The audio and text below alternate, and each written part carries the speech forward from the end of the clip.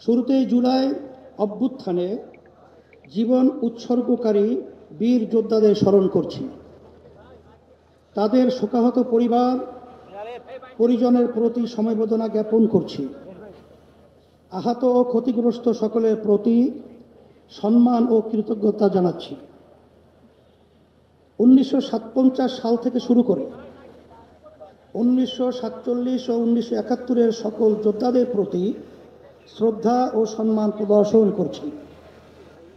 ভাইরা আমার, দুর্নীতি দুঃশাসন মুক্ত সমৃদ্ধ ও উন্নত রাষ্ট্র নির্মাণের জন্য দেশের মানুষ শত শত বছর ধরে আত্মত্যাগ করে যাচ্ছে।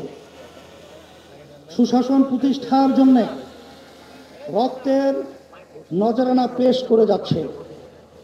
তারই ধারাবাহিকতায় 24 জুলাই আগস্টে ও আরেকটি গণ অভ্যুত্থান হয়েছে।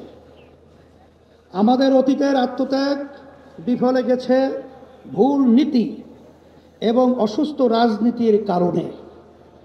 সুতরাং জুলাই অভ্যুত্থানকেও আমরা অতীতের মতো ব্যর্থ হতে দিতে পারি না। আবু সাঈদ ও মুগ্ধরা আমাদের স্মৃতিতে অম্লান হয়ে আছে। আহতরা এখনো ক্ষত বয়ে বেড়াচ্ছে। তাই প্রয়োজনীয় রাষ্ট্র সংস্কার এখনই করতে হবে।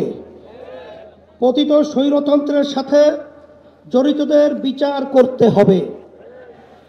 আরেকটা কথা স্পষ্ট ভাষায় বলে দিতে চাই, পিআর পদ্ধতিতে নির্বাচন আয়োজন করার কোনো বিকল্প নাই। আজকের এই জনসমুদ্র পিআর পদ্ধতি নির্বাচনের পক্ষের জনসমুদ্র।